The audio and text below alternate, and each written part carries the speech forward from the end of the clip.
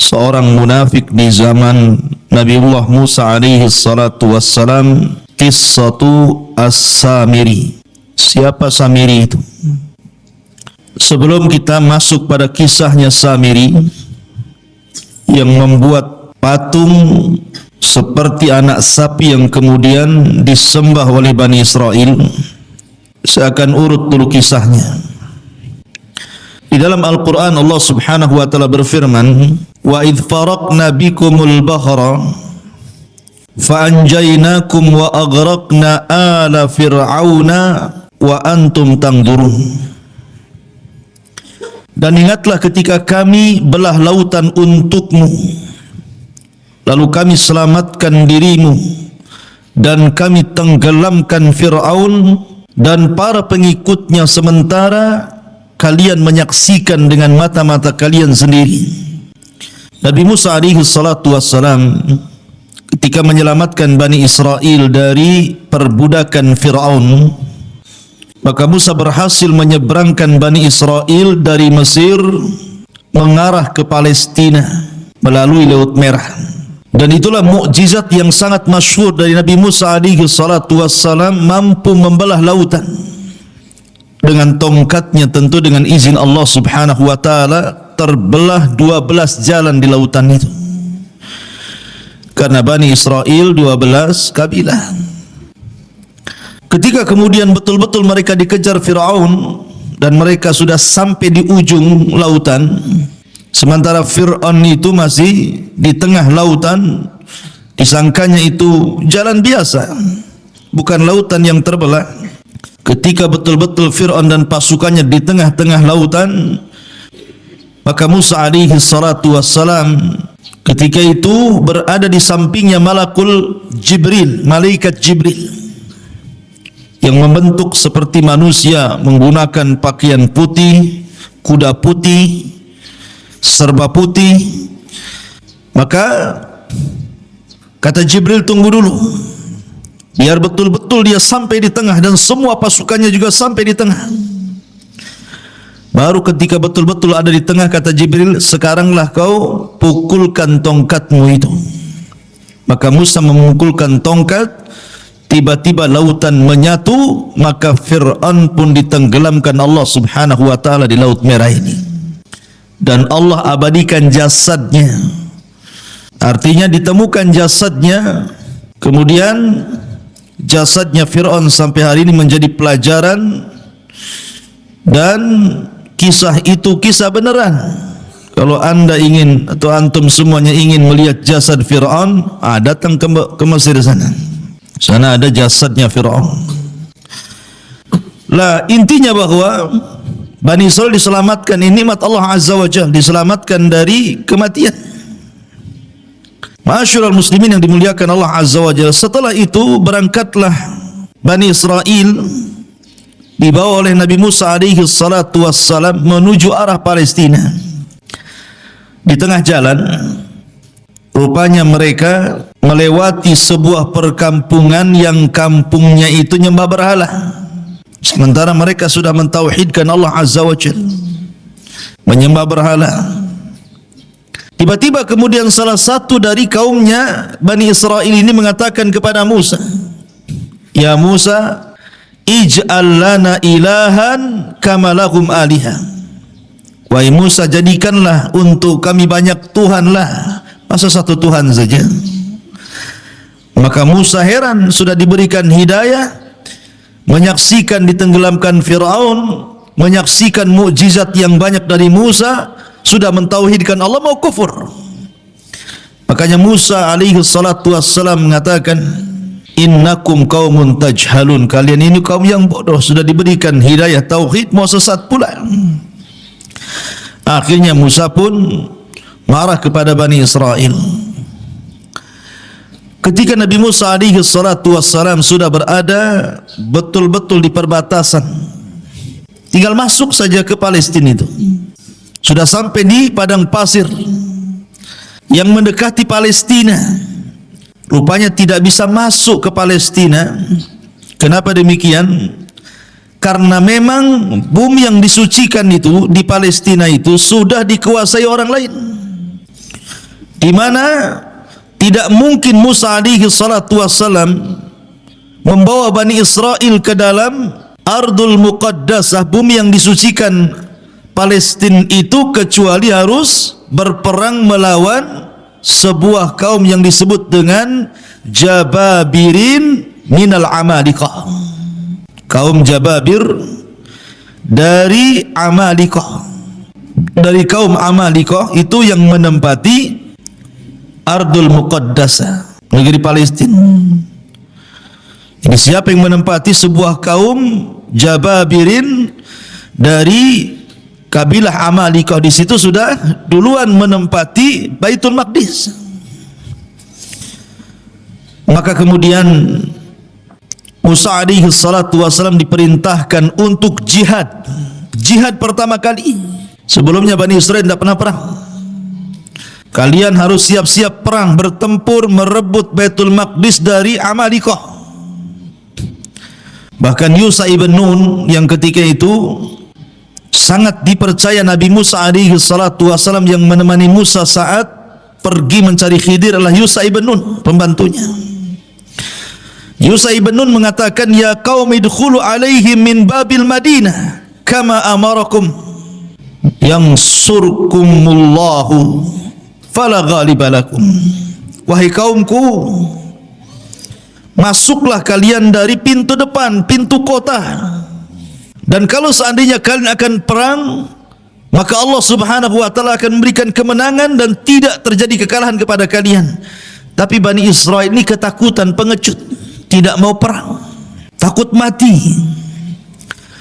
Akhirnya kemudian mereka mengatakan, lan nadkhulaha abada madamu fiha. Selama orang Amalikah itu masih ada di situ, kemudian kami harus perang melawan Amalikah, kami tidak akan masuk ke situ.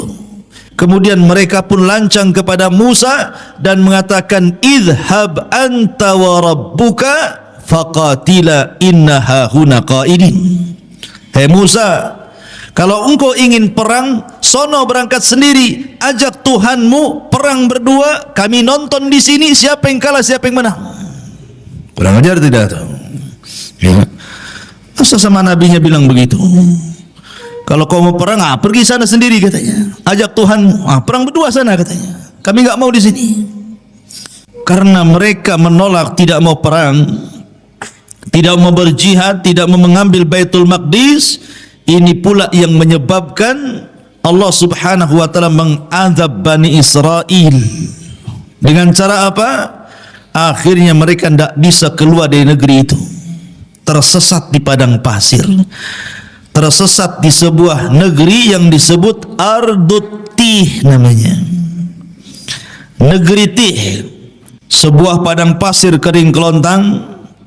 Tidak ada tanaman, tidak ada tumbuhan, tidak ada air, tidak ada apapun, padang pasir, panas luar biasa. Diazab oleh Allah subhanahu wa ta'ala, tidak bisa keluar dari situ. Pergi kemana saja ujung-ujungnya ke situ juga. Kayak orang linglung, kayak orang bingung.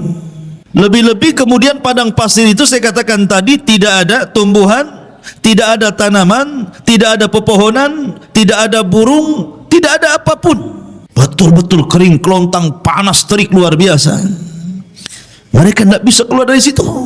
Tersiksa hidup mereka. Itulah disebut dengan Tih. Berapa puluh tahun mereka diuji oleh Allah. Fa innaha muharramatun alaihim arba'ina sanatan yatihuna fil ardi fala ta'sa 'alal qaumil fasiqin. Dan negeri Tih itu digambarkan dalam surah Al-Maidah ayat 26. Yatihun, maksudnya di negeri Tih. Allah berfirman, maka negeri itu terlarang buat mereka selama 40 tahun. Mereka akan mengembara kebingungan di bumi itu. Maka janganlah engkau wahai Musa bersedih hati memikirkan nasib orang-orang fasik itu. Biarkan saja mereka kebingungan seperti itu. Diajak perang tak mau. Ya. Akhirnya Allah uji mereka dengan diletakkan di bumi Tih, bumi kebingungan. Ma'asyiral muslimin, ikhwan akhwat yang dimuliakan Allah Azza wa Jalla. Ketika mereka tidak bisa keluar dari situ, terpaksalah mereka tinggal di situ. Dengan panas terik yang luar biasa, dengan kelaparan karena susah cari makanan. Apa yang mau dicari makanan? Binatang buruan pun tidak ada, dedaunan yang akan dimakan pun tidak ada, apalagi buah-buahan. Namanya padang pasir kerang kelontang, apa yang mau dimakan? Masa makan pasir? Tak mungkin. Akhirnya kemudian ketika mereka lapar, mereka datang kepada Musa alaihi salatu wassalam. Ya Musa, kami lapar, kami pengen makan. Tolonglah berikan kepada kami makanan. Berdoalah kepada Rabbmu agar diturunkan makanan kepada kami. Subhanallah, Allah karim. Nabi Musa alaihi salatu wassalam walaupun melihat Bani Israel sudah kurang ajar, su'ul adab namanya kepada nabinya, tetap saja Musa itu sabar. Laqad udhiya katsiran fasabara. Musa itu sudah banyak diuji oleh kaumnya tapi sabar. Akhirnya Allah janjikan kepada Bani Israel yang tersesat di Ardut Tih itu diberikan makanan. Kalau pagi diberikan makanan man, kalau sore hari diberikan makanan salwa. Manna was salwa. Apa itu manna? Dan apa itu salwa? Karena Allah Subhanahu wa taala berfirman tentang manna was salwa itu. Ada yang mengatakan bahwa manna itu sejenis madu. Sejenis madu yang bisa dimakan, rasanya kayak madu, bahkan lebih manis dibandingkan madu. Dan itu untuk makanan di pagi hari. Diberikan kepada mereka alman. Adapun makanan di sore hari, mereka akan diberikan salwa. Salwa itu sejenis burung, daging burung, kemudian diletakkan di tempat yang tinggi, tinggal diambil saja. Subhanallah ikhwan. Makanan pagi dan makanan sore itu, ketika terbit dan ketika tenggelam matahari itu, Allah mudahkan semuanya. Mereka tidak perlu cari lagi, tidak perlu lelah letih. Pokoknya mereka pagi hari lapar, tinggal diambil saja, sudah ditentukan tempatnya, nanti tahu-tahu sudah ada saja manna itu tiap pagi. Dan juga burung-burung yang siap santap, tahu-tahu sudah ada saja di sore hari. Subhanallah, ini keajaiban. Tinggal ambil saja. Mau makan pagi sarapan, tinggal cari ambil, sudah ada man di situ. Kalau sudah sore mereka lapar, tinggal makan kemudian salwanya. Ini nikmat mana lagi, ikhwan? Makan enggak perlu nyari lagi, enggak perlu kerja, enggak perlu pontang-panting gitu ya. Enggak perlu menjadikan kepala di bawah kaki di atas. Ngapain pula kayak gitu ya? Tetapi Bani Israel ini kaum yang degil, ikhwan. Gimana enggak degil? Mereka mengatakan, wa id qultum ya Musa lan nasbiru ala ta'amin wahid fad'u lana rabbaka yukhrij lana mimma tumbitul ardu min baqliha wa qithaiha wa fumiha wa adasiha wa basaliha. Apa kata mereka? Sudah enak dikasih manna wassalwa, tinggal ngambil makan. Itu makanan lezat, makanan diberkahi, enak luar biasa. Mereka mengatakan, hai Musa, kami tidak sabar, tidak tahan dengan satu macam makanan ini aja, asih salwa manna, salwa manna katanya. Cobalah kata Bani Israel, mohonkanlah untuk kami kepada Tuhan wahai Musa, agar dia mengeluarkan bagi kami dari bumi ini tumbuh-tumbuhan, yaitu sayur-sayuran, ketimun, bawang putih, kacang adas, bawang merah. Cobalah yang lain, yang seperti ini. Maunya itu bawang-bawang, sayur-sayur, sayur bayam, sayur kangkung, bayam duri kan itu. Maunya itu yang gitulah. Manna wassalwa kami bosan katanya. Lihat bagaimana orang-orang Bani Israel ini aneh. Allah sudah berikan makanan terbaik, mau pula makanan-makanan yang rendah-rendahan. Makanya Musa mengatakan kepada Bani Israel, qala atastabdiluna alladhi huwa adna billadhi huwa khair ihbitu misra. Kata Musa alaihi salatu wassalam, kenapa kalian mengganti makanan baik dengan makanan yang rendah? Itu rendah itu. Bawang merah, bawang putih, sayur-sayuran itu makanan rendah. Kau bisa datang kemana saja ada itu. Kenapa harus minta kepadaku? Tapi mana salwa ini tidak bisa dicari, karena itu makanan dari Allah Subhanahu wa taala langsung. Tapi kalau hanya bawang putih, bawang merah, kacang-kacangan, sayur-sayuran, kau tinggal pergi ke mana daerah di situ. Misron di sini bukan Mesir, tapi daerah mana saja itu mudah dicari. Kenapa pula kemudian kalian tidak mau memakan manna wassalwa lagi? Ihbitu Misran fa inna lakum ma sa'altum. Pergilah kau ke sebuah desa atau kota atau daerah, pasti kamu akan memperoleh apa yang kalian minta. Sebab ini Allah mengatakan, dzuribat alaihimudz dhillatu wal maskanatu wa ba'u bighadabim minallah. Maka ditimpakanlah kepada mereka nista dan kehinaan, serta mereka mendapatkan kemurkaan dari Allah Subhanahu wa taala. Ketika mereka kehausan, mereka datang kepada Musa, "Ya Musa, kami haus. Air sedikit, ini rebutan banyak orang nih." Maka Allah Subhanahu wa taala firmankan, "Wa idistasqa Musa liqaumihi faqul nadrib bi asaqal hajar fanfajarat min khusnata asyrata ainan." Dan ingatlah ketika Musa memohon air untuk kaumnya, lalu kami berfirman, pukulkanlah tongkatmu pada batu itu, niscaya akan memancarkan padanya 12 mata air. Maka Musa pun kemudian memukulkan ke batu di padang pasir itu, keluar 12 sumur. Kenapa?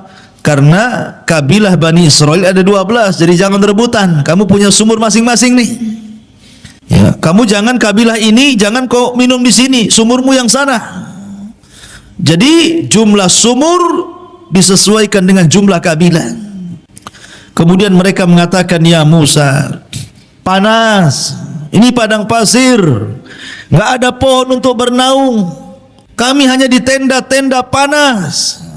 Akhirnya mereka pun kemudian meminta kepada Musa alaihi salatu wassalam agar Allah menaungi mereka. Makanya Allah mengatakan, "Wa dhallalna 'alaikumul ghamam wa anzalna 'alaikumul manna wassalwa." Dan kami naungi kalian dengan awan. Tiba-tiba ada awan yang menghalangi antara kepala mereka dengan matahari, sehingga mereka tidak kepanasan lagi. Kurang apa nikmatnya Bani Israel? Mereka panas, dikasih awan menaungi mereka sehingga tidak tersengat matahari. Mereka minum, Musa alaihi salatu wassalam kemudian memukulkan tongkat, keluar sumber mata air. Mereka lapar, Allah turunkan manna dan salwa. Dalam riwayat, mereka pun meminta baju, karena bajunya sudah lama mereka pakai gitu, enggak ganti-ganti. Tuh, bayangkan sampai minta baju, ya, baju lebaran. Sampai kemudian bukan hanya itu saja, mereka meminta macam-macam kepada Musa alaihi salatu wassalam. Tapi Musa itu memang nabi yang sabar untuk mengobati Bani Israel. Intinya di bumi Tih ini mereka kesulitan. Nah, setelah segala nikmat yang Allah anugerahkan di bumi Tih ini, dari silah Musa, karena lama, itu kan ujian bagi mereka selama 40 tahun. Musa tidak mungkin membiarkan mereka seperti itu. Musa harus membuat undang-undang, yang mana undang-undang ini bisa menertibkan kehidupan mereka. Maka Musa pun meminta kepada Allah untuk diturunkan undang-undang kepada mereka. Maka Allah janji untuk menurunkan Taurat kepada Musa asal Musa berangkat ke bukit yang disucikan Allah Azza wa Jalla, Bukit Tur, Bukit Sainah. Akhirnya Musa alaihi salatu wassalam diperintahkan Allah untuk berangkat selama 30 hari meninggalkan Bani Israel untuk mendapatkan mandat Taurat. Ketika itu Bani Israel diserahkan kepada adiknya Harun. Berangkat Nabi Musa selama 30 hari. Ma'asyiral muslimin, ikhwan akhwat yang dimuliakan Allah Subhanahu wa taala. Maka selama 30 hari itu Nabi Musa berpuasa. Ada yang mengatakan 30 hari berpuasa itu bertepatan dengan bulan Dzulqa'dah. Satu bulan Dzulqa'dah Nabi Musa berpuasa. Ketika sampai di bukit Tur, bukit Saina, maka Musa pun beriktikaf di bukit itu selama 30 hari 30 malam, berpuasa terus, tidak membatalkan puasanya, karena tahu akan berjumpa dengan Allah. Ketika sampai di tanggal 30 sebagaimana ditetapkan oleh Allah Subhanahu wa taala, tiba-tiba Nabi Musa membatalkan pula puasanya. Bukan tidak ada alasan, karena alasan Nabi Musa kenapa membatalkan puasa di hari ke-30, karena takut kalau seandainya dia bicara dengan Allah mulutnya bau. Karena orang puasa itu kan mulutnya tidak sedap. Tiba-tiba ketika dia hendak membatalkan puasanya karena sebab itu, maka Allah Subhanahu wa taala melarang dan mengatakan, wahai Musa, jangan kau batalkan puasamu, fa inna luhufa fammis shaim atyab indallah min rihil miski. Karena bau mulutnya orang yang berpuasa itu lebih harum di hadapan Allah dibandingkan minyak kasturi. Di hadapan Allah, jangan di hadapan kawan antum, baulah. Di hadapan Allah, ya. Kalau di hadapan makhluk tergantung sahur antum. Sahur jengkol bau jengkol, sahur pete bau pete, ya. Takkan sahur jengkol bau kasturi, ya. Maksudnya di hadapan Allah lebih harum dibandingkan minyak kasturi.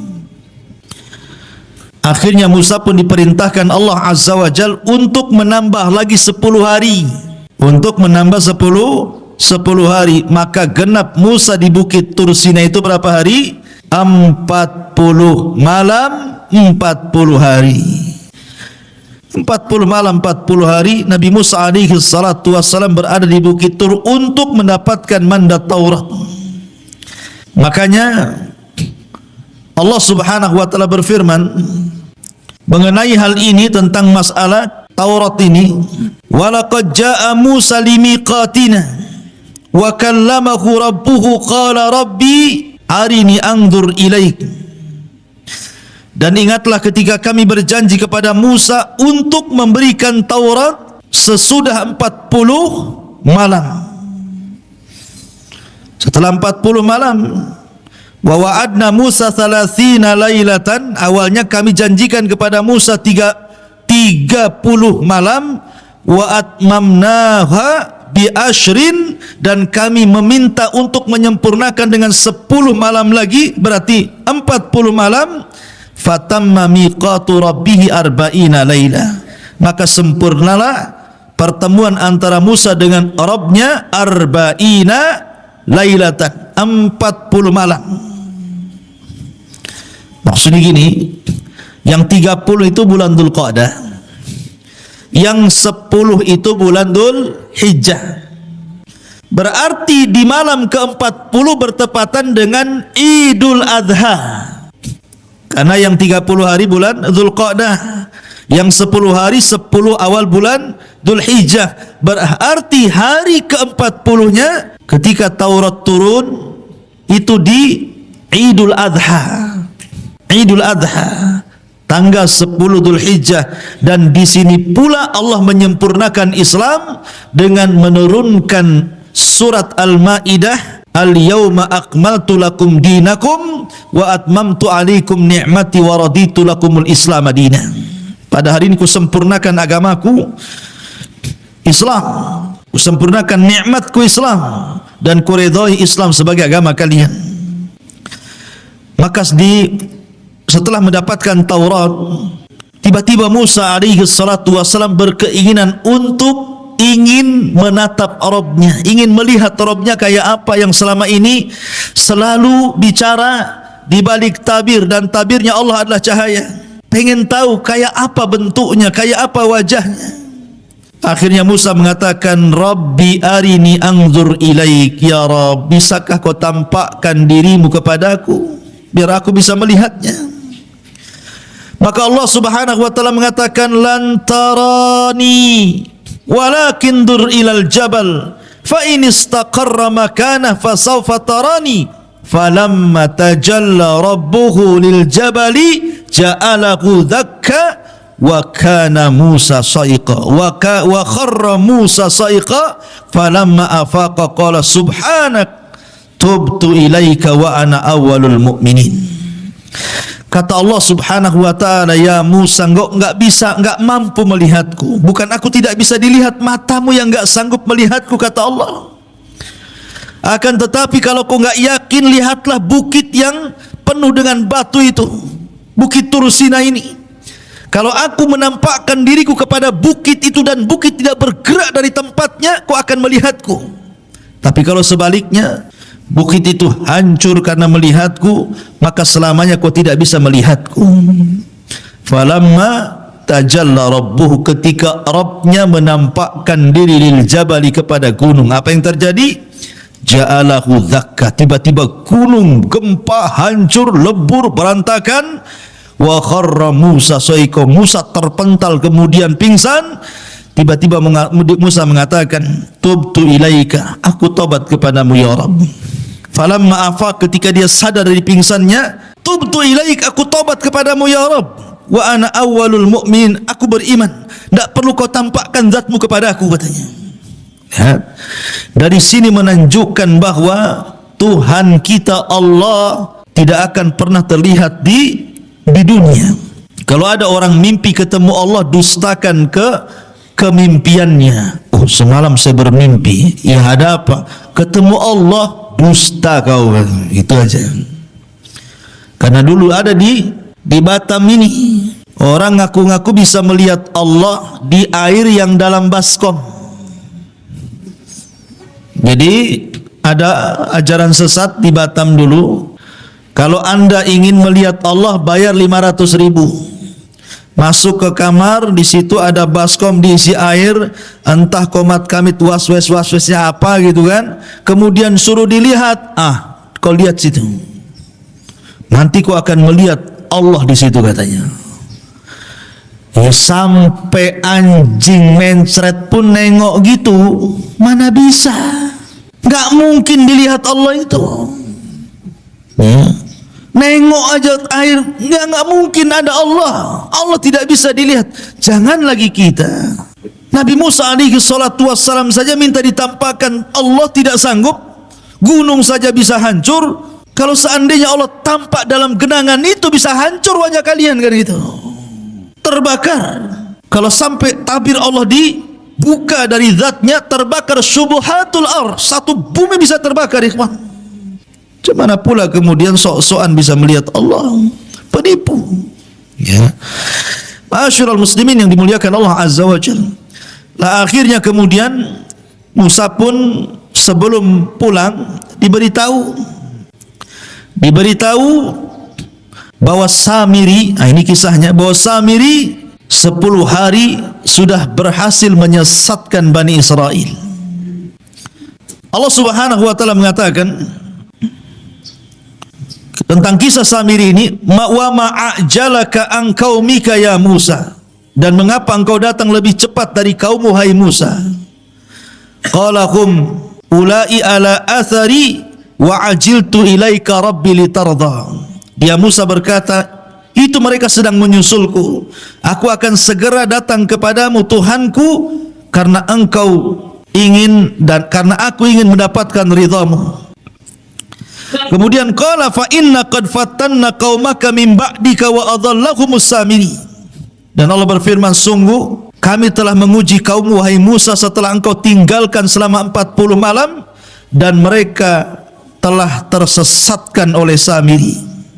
Jadi begini, ketika Musa berangkat meninggalkan Bani Israel berapa hari tadi? 30 hari. Kemudian disempurnakan 10 hari menjadi 40 hari. Jadi dari 30 hari itu Samiri belum buat ulah tuh. Samiri buat ulah itu 10 hari ketika Nabi Musa menambah hari puasanya. Mereka sesat selama 10 hari, bayangkan. Hidayah itu milik Allah, ikhwan. Mereka mengikuti Musa bertahun-tahun, disesatkan dengan Samiri cuma 10 hari saja. Bagaimana cara menyesatkannya? Samiri ini terjadi khilaf para ulama siapa Samiri. Ada yang mengatakan Samiri ini salah satu dari Bani Israel. Ada yang mengatakan Samiri itu artinya dia bukan dari Bani Israel, dia kaum Kibti, kaumnya Fir'aun, tapi mengikuti ajaran Musa. Pura-pura munafik, mengikuti ajaran Musa, kemudian ikut di belakang Nabi Musa. Lah ketika Musa menyeberangi lautan, ini Bani Israel ini mereka berat membawa emas-emas orang-orangnya Fir'aun. Jadi ada sebagian emas-emas itu diambil dari tetangga-tetangga mereka waktu di Mesir. Ada yang pinjam uang mereka kan berupa dinar emas gitu ya. Ada yang kemudian pinjam, ada yang kemudian bekerja dapat gaji duluan, kerjanya belum selesai. Pokoknya banyak. Intinya bahwa itu emas-emas itu tidak boleh dibawa karena bukan hak mereka. Maka mereka bertanya kepada Nabi Musa, bagaimana dengan emas-emas kami wahai Musa? Apakah ini halal untuk kami? Kata Musa, tidak halal. Emas-emas itu harus kalian buang di lautan ini. Jadi ketika mereka berjalan di lautan itu yang sudah jadi jalan, dibuanglah emas-emas itu sampai ke pinggir sana.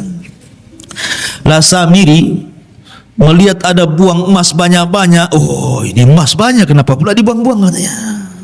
Diambilnya, dikutipnya satu-satu, akhirnya dapatlah satu karung emas-emas yang dilempar-lempar itu. Kemudian setelah itu Samiri melihat ada orang berbaju putih, berkuda putih di samping Musa, dan seolah-olah dia pula yang memberikan instruksi. Kata orang putih begini, maka Musa akan begini. Kata orang putih begitu, maka Musa akan begitu. Samiri kaget, kenapa Musa diperintahkan orang itu? Nah, dari sini Samiri curiga, karena memang itu jelmaan malaikat, utusan Allah Azza wa Jalla. Diperhatikan terus orang ini. Kemudian diperhatikan kudanya, dan apabila kuda itu melangkah, bekas langkahnya itu, bekas pijakannya itu, tanahnya diambil sama dia. Diambil kemudian ditaruh di kresek, dibawa. Jadi ketika Nabi Musa alaihi salatu wassalam berangkat meninggalkan Bani Israel, kemudian digantikan oleh Nabi Allah Harun alaihi salatu wassalam, maka mulailah berulah Samiri selama 10 hari ini. Emas yang tadi dikutip itu oleh Samiri kemudian dibakar, kemudian dicetak, kemudian jadilah anak sapi, patung anak sapi yang membentuk Samiri. Kenapa anak sapi? Karena orang-orang Mesir itu menjadikan sapi itu Tuhan. Makanya orang-orang India sampai hari ini ada orang yang nyembah sapi itu. Jadi daerah-daerah tertentu di India itu, kalau ada sapi kemudian masuk ke pasar, makan kangkung, makan bayam, jangan diusir, itu Tuhan lagi makan. Ya, macam-macam. Di India itu banyak. Ya, sesembahan salah satunya sapi disembah. Ada juga yang nyembah ular sendok di sana itu. Ya. Jadi akhirnya kemudian dibentuklah patung anak sapi itu. Ketika sudah jadi patung anak sapi itu, kemudian ditenggerkan di tengah-tengah lapangan Bani Israel. Dia kan punya tanah.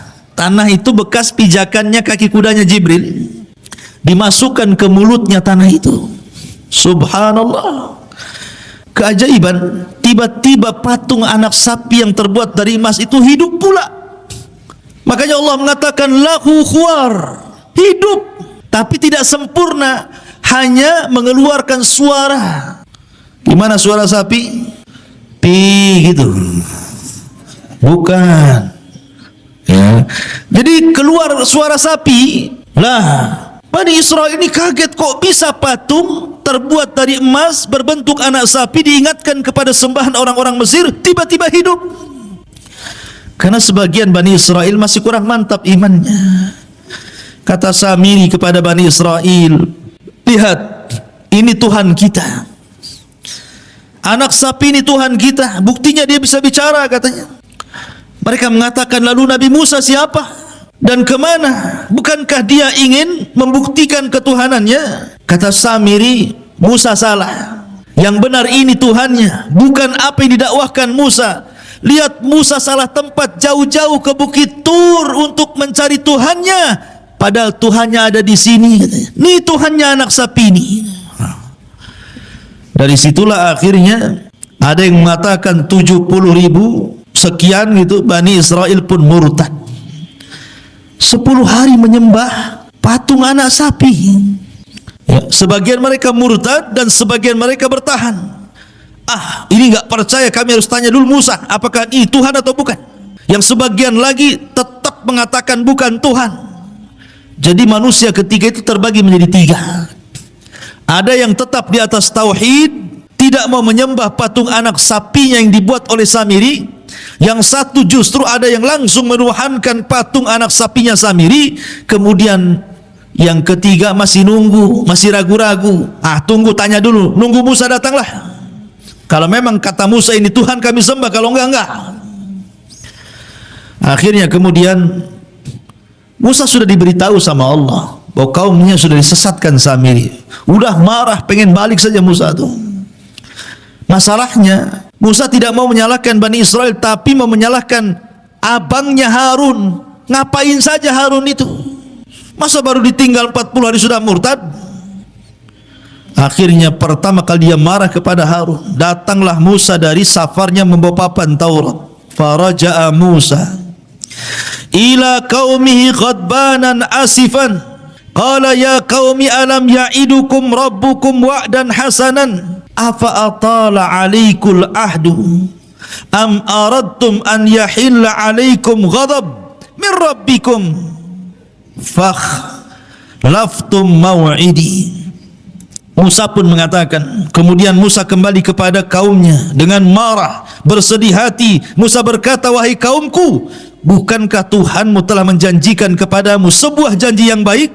Apakah terlalu lama masa perjanjian itu bagi kalian? Atau kalian hendak agar kemurkaan Tuhan menimpa kalian? Mengapa kalian melanggar perjanjian denganku? Kemudian mereka mengatakan, qalu ma akhlafna mau'idaka bimalkina walakin hammalna auzaran min zinatil qaumi faqadhafnaha fakadzalika alqas Samiri. Mereka mengatakan, kami tidak melanggar perjanjian wahai Musa dengan kemauan kami sendiri, tetapi kami harus membawa beban berat dari perhiasan kaum Fir'aun. Kemudian kami lemparkan ke dalam api itu, dan demikian pula Samiri melemparkannya. Maka datanglah Musa kepada siapa? Kepada Harun. Ketika sampai saja depan Harun, langsung dijambak janggutnya, ditari kepalanya. Ini dah gitu, betul kan? Ini jambak rambutnya, ditari janggutnya. Musa itu Harun abangnya, kakaknya. Saking marahnya, pegang kepala, pegang jenggot, ditarik ke depan. Apa katanya Musa alaihi salatu wassalam kepada Harun? Mereka mengatakan, kenapa kau sesatkan Bani Israel, kata Musa. Maka Harun ini kan orangnya lembut, beda dengan Musa. Makanya Bani Israel tidak takut dengan Harun, hanya takut dengan Musa. Makanya Harun mengatakan, ya ibna la ta'khud bi lihyati wala bi ra'si inni khashitu an taqula farraqtu baina Bani Israel walam tarkub qawli. Harun mengatakan, wahai putra ibuku, maksudnya Musa, janganlah engkau pegang janggutku, jangan pula kau pegang kepalaku, lepaskan. Aku sungguh khawatir engkau akan berkata kepadaku, engkau telah memecah belah Bani Israel dan engkau tidak memelihara amanahku. Artinya aku sudah berusaha menarik mereka ke dalam tauhid, tapi mereka ngeyel, degil. Macam mana harus aku lakukan? Mereka hanya takut kepadamu dan tidak takut kepadaku. Akhirnya ketika datang Samiri, Samiri pula menyesatkannya. Maka akhirnya dilepaslah Harun, kemudian mencari Samiri. Datangkan Samiri kepadaku. Maka datanglah Samiri, dihadapkan kepada Musa. Marah Musa. Kata Musa, qala fama khatbuka ya Samiri. Samiri, apa yang mendorongmu melakukan seperti itu? Kenapa kau sesatkan Bani Israel? Kata Samiri, qala basartu bima lam yabsuru bi. faqabadtu qabdatan min atharir rasul fanabattuha wa kadzalika sawwalat nafsi. Dengan entengnya Samiri mengatakan, aku mengetahui sesuatu yang tidak mereka ketahui, hai Musa, dan aku ambil segenggam tanah dari jejak Rasul, maksudnya Jibril, kakinya kudanya Jibril, lalu aku melemparkannya ke dalam api yang di situ sedang dicetak anak sapi Samiri. Demikianlah nafsuku yang memerintahkanku. Jadi ketika Musa, siapa atas perintah siapa kau lakukan itu, kata Musa, maka Samiri dengan tenang mengatakan, nafsuku yang memerintahkan. Subhanallah, dengan enteng. Akhirnya kemudian Musa pun marah. Maka sebagai hukumannya, Nabi Musa alaihi salatu wasallam berdoa kepada Allah agar Samiri tidak boleh mendatangi manusia, dan manusia tidak mungkin mendatangi Samiri, dia akan hidup sendiri selamanya. Ya. Itu sebagai hukumannya, akan hidup sendiri. Manusia tidak bisa bicara, dia pun tidak bisa bicara dengan manusia. Tetapi memang Al-Quran dan Sunnah tidak menjelaskan kematiannya, karena Samiri habis itu diusir oleh Musa dan tidak diperkenankan untuk hidup di zaman di lingkungan Bani Israel. Sehingga ada yang menyangka bahwa Samiri adalah Dajjal di akhir zaman. Tapi kita katakan Dajjal bukan Samiri, dan Samiri bukan Dajjal. Dajjal lain orangnya, Samiri pun lain orangnya. Ya. Intinya bahwa Nabi Musa alaihi salatu wasallam kemudian mengadab Samiri dengan cara berdoa kepada Allah agar dia tidak bisa ditemui manusia dan dia tidak bisa menemui manusia, sendiri hidupnya. Kemudian melihat Nabi Musa marah, maka mereka disuruh bertobat. Bani Israel yang menyembah patung anak sapi itu suruh tobat. Tiba-tiba kemudian diilhamkan kepada mereka untuk mengucapkan la illam yarhamna rabbuna wa yaghfir lana lanakunanna minal khasirin. Kalau Rabb kami tidak merahmati kami dan tidak mengampuni dosa-dosa kami, kami termasuk orang rugi. Terus itu yang dibicarakan oleh orang-orang yang menyembah patung itu. Masalahnya Musa mengatakan, aku datang sudah bawa papan Taurat ini, dan isi papan ini kalau sampai ada orang musyrik seperti kalian, hukumannya adalah saling bunuh-bunuhan. Kalian harus pulang, ambil bawa pisau dapur, tusuk-tusuk kalian, saling tusuk di antara kalian, saling bunuh di antara kalian. Itu tobatnya. Karena Allah mengatakan wa idh qala Musa liqaumihi, wa idh qala Musa liqaumihi, dan ketika Musa berkata kepada kaumnya, ya qaumi innakum zalamtum anfusakum bittikhadikumul ijla fatubu ila bariikum faqtulu anfusakum dzalikum khairul lakum inda bariikum fataba alaikum ila akhiril ayat.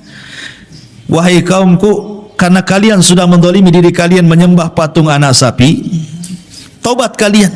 Tapi tobatnya faktulu anfusakum, bunuh diri-diri di kalian. Mak, tobatnya ngeri.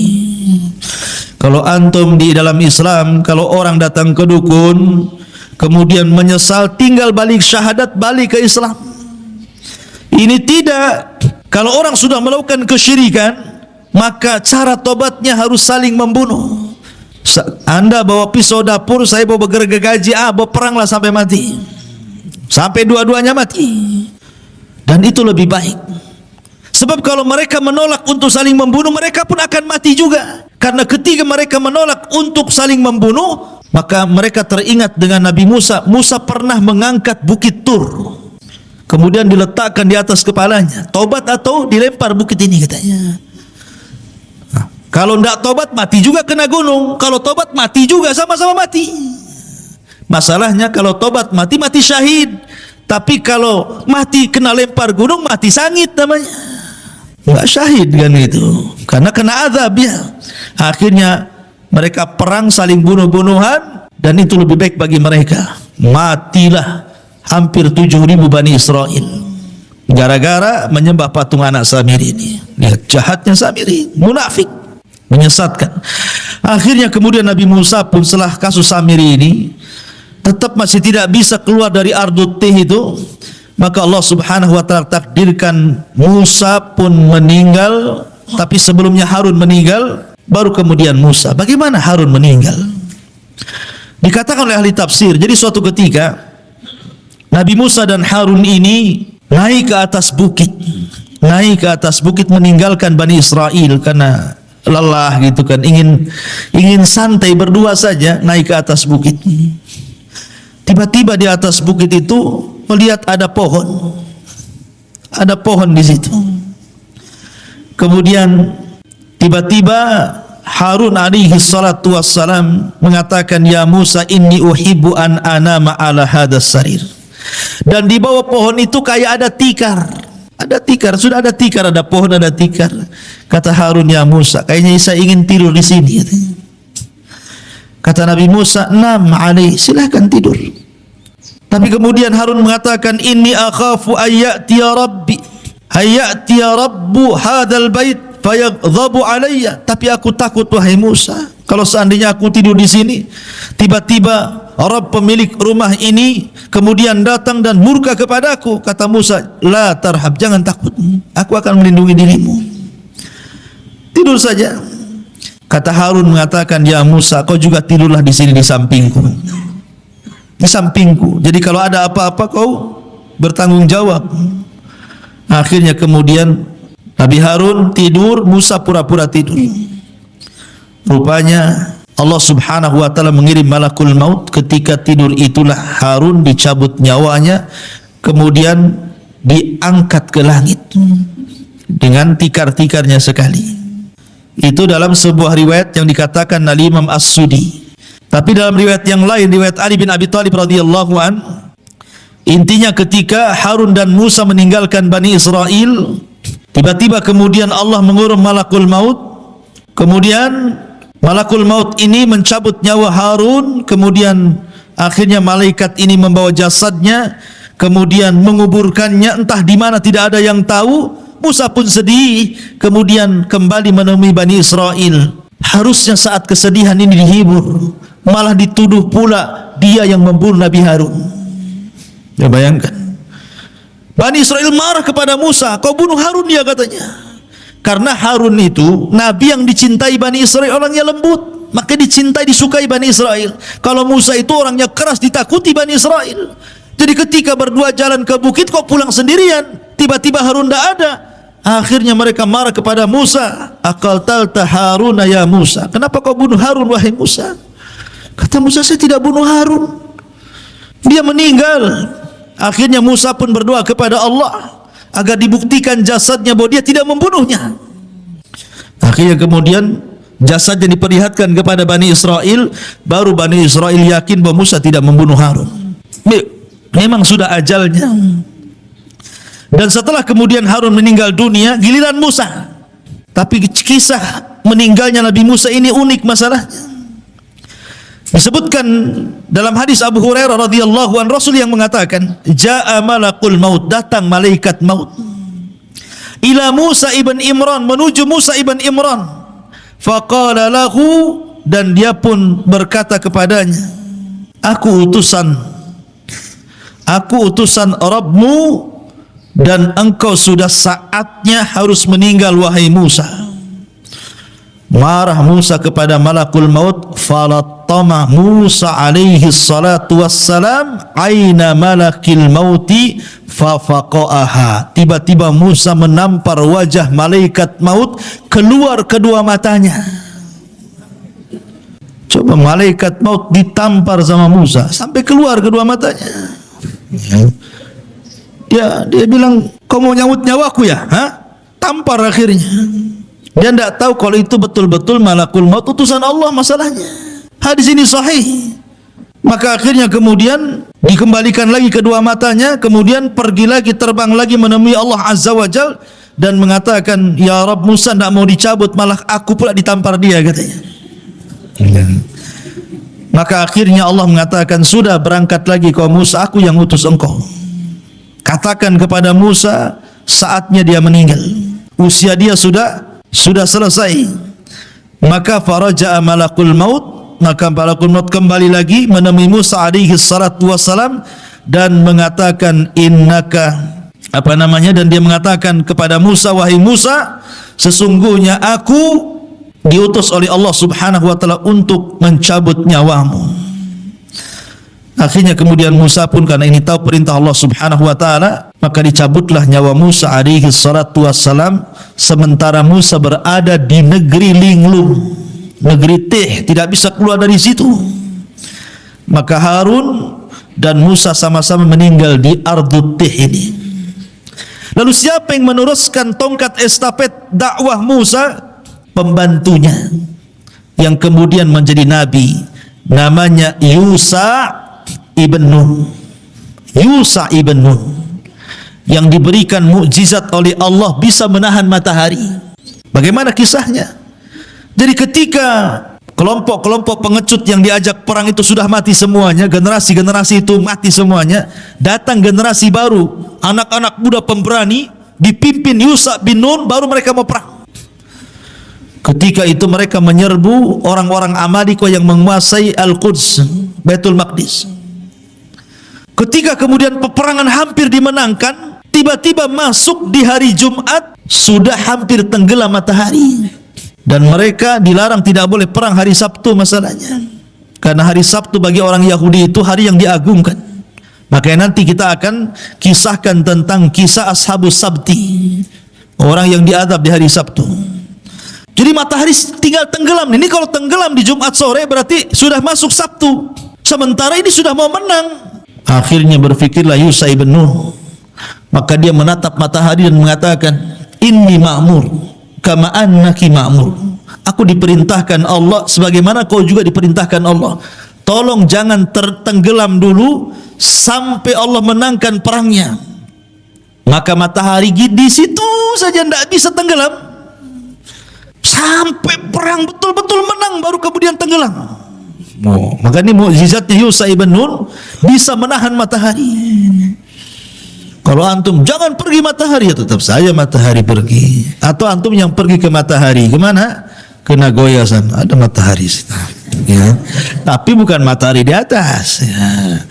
Jadi Yusa ibn Nun yang kemudian berhasil menguasai Baitul Maqdis dan Bani Israel bisa masuk. Ya. Disitulah kisah bagaimana Samiri menyesatkan Bani Israel sampai kepada kisah Yusa ibn Nun. Dan kisahnya panjang tentang masalah Bani Israel, karena nanti ada masa-masa yang disebut dengan Ahdul Qudha, ada masa-masa yang disebut dengan Ahdul Mulukul Awal, ada namanya Ahdul Mulukul Tsani, dan begitu seterusnya. Seperti Ahdul Qudha itu setelah wafatnya Yusa ibn Nun, maka Bani Israel terpecah menjadi beberapa kabilah tuh, ya. Tetapi mereka masih dipimpin oleh Nabi, dan Nabi yang terakhir yang memimpin adalah Nabi Samuel. Itu Nabi yang terakhir memimpin. Tapi karena Bani Israel pusing, bosan dipimpin para Nabi, akhirnya kemudian minta dipimpin raja. Maka raja yang pertama yang dipilihkan Samuel atas izin Allah adalah rajanya Talut, yang kemudian melawan Jalut. Di antara tentara Talut ada Nabi Daud, masih kecil. Ketika melawan Jalut, Jalut ini kan orangnya besar, tentaranya banyak. Talut ini orangnya kecil tapi kuat, tentaranya sedikit. Hanya 314 orang sisa dari sekian ribu melawan ribuan tentara Jalut. Ketika sebelum perang, di masa itu kan ada sistem mubarazah. Orang kalau sebelum perang zaman dulu itu adu tanding dulu, mana jagoanmu, nih jagoan gua. Kemudian bertarung sampai mati. Akhirnya Jalut sendiri yang maju dan mengatakan, siapa yang bisa mengalahkan saya? Tentara Talut tidak ada yang berani. Siapa yang berani sama Jalut? Rupanya Nabi Daud pula yang masih kecil dari sekian pasukan, dialah pasukan yang paling kecil, yang paling muda. Berani pula Daud ini. Daud ini orang miskin, kerjanya menggembala kambing, biasa ngelempar anjing dengan batu. Jadi kalau dia lempar anjing dengan batu itu sampai mati anjing itu dilempar batu, dan selalu tidak meleset. Ya, kalau ada anjing lempar antum sini. Jadi ketika kemudian dia maju melawan Jalut, ini batu sudah ada beberapa di tangannya nih. Ketika betul-betul berhadapan, tidak bergulat Daud, dilempar aja batu kepalanya, pecah kepalanya, mati itu Jalut tuh. Ketika mati Jalut, dilempar batu kerikil sama Nabi Daud, Maka pasukan Talut merasa bangga akhirnya karena pimpinannya dah mati. Tunggang langgang, menanglah pasukan Talut. Dinikahkanlah Daud dengan putrinya. Ketika Talut meninggal, maka dialah yang jadi raja. Kemudian Daud meninggal dunia, kemudian diwariskan kepada Sulaiman. Dia pula yang jadi raja. Lah, inilah raja dan raja plus nabi. Itu cuma dua di Bani Israel, Nabi Daud dan juga Sulaiman. Dia raja plus nabi. Sulaiman juga raja plus nabi. Tapi setelah Sulaiman sudah kacau, sudah lain lagi. Banyak perselisihan Bani Israel yang akhirnya kemudian dihinakan Allah sampai dijajah oleh bangsa-bangsa. Terakhir mereka kemudian dibantai oleh tentara Bukhtun Nasr sampai diperbudak kembali sama seperti di zaman Fir'aun.